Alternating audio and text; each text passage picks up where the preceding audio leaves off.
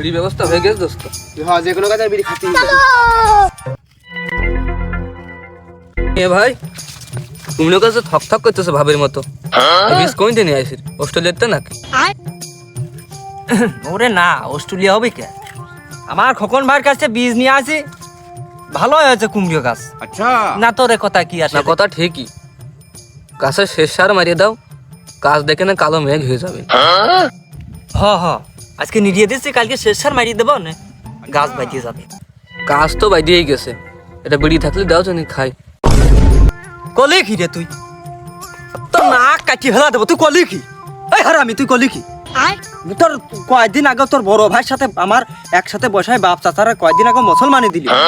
আর তোর বয়স কত? আমার কাছে তুই বিড়ি চাস, তোর এত বড় সাহস? হ্যাঁ, তোর নাক কাটি ফেলা দেবো।